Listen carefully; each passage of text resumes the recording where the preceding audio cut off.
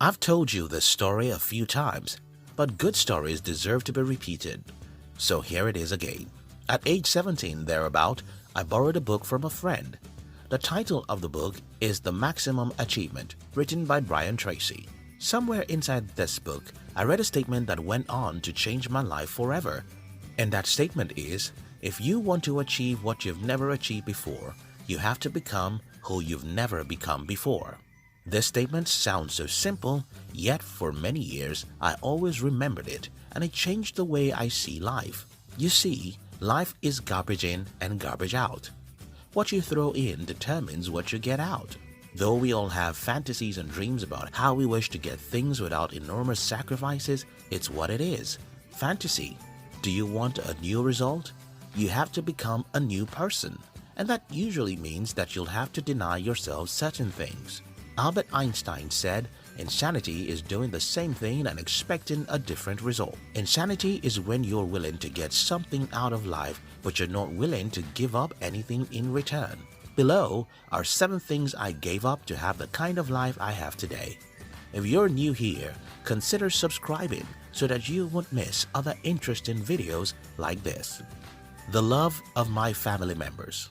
I am a Nigerian, and in the culture where I grew up, your attachment to your family is forever. You don't get to a particular age and let go of your family members. If you are as unfortunate as I was to be the youngest member of the family, then everyone else wants to tell you what to do with your life, even when you're 30 years old.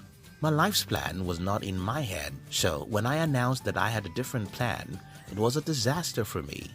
The plan everyone had for me is to become a PhD holder because a degree is a god in my country.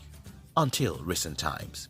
At some point in my life, I had to decide whether I'll continue enjoying the love of my mother, father, and my family members or go after my dream of building a business. I decided for the latter.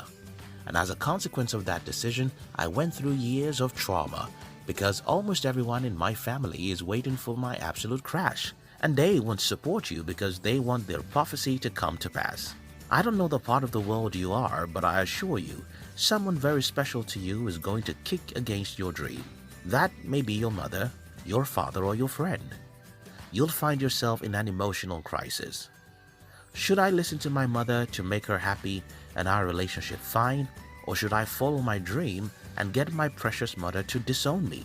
I cried many nights and I'm still shedding tears as I write this script. It was a painful moment for me, and the only reason why I could go after my dream is that I knew all of my life was made up of it.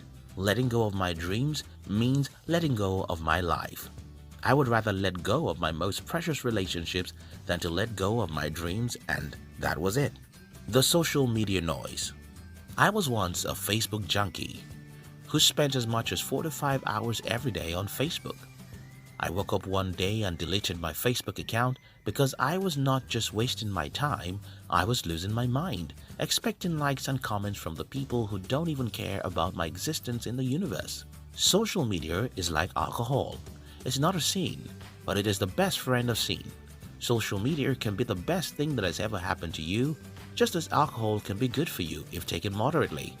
However, like alcohol, social media is greatly addictive, and before you know it, you spend hours and hours scrolling through other people's photoshopped lives.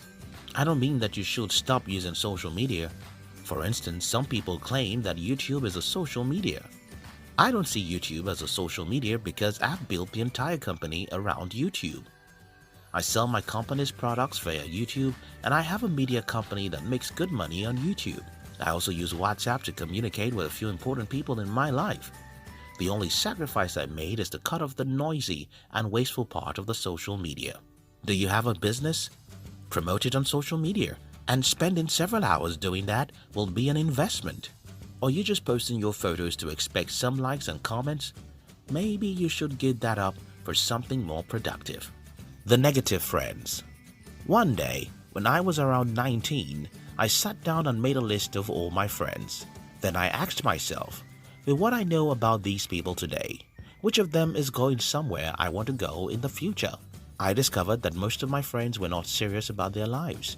They believed that my country is doomed, and one of them even depended on the inheritance from his wealthy father. My father is poor, so there's no way I could be a friend with someone who's dependent on what to inherit from his father.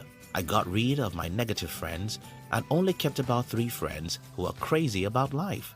Yes, if you want to get rid of the negative people in your life, you'll just have a few friends, but that's fine. Today, I have less than 5 friends I love to spend time with, and I think I'm fine, because hanging out with negative people will ruin your life. Think about the contagious disease. That's how human habits and mindsets are. You can't sit down with an Ebola patient and hope to escape having Ebola. You can't hang around negative people and somehow hope to remain positive. Sometimes, these negative people are your family members, and it could be painful to avoid them. But you have to do just that. For instance, I love everyone in my family, but I don't sit down with them to discuss anything worthwhile. I can never share my dreams or goals with them because I know what they will tell me.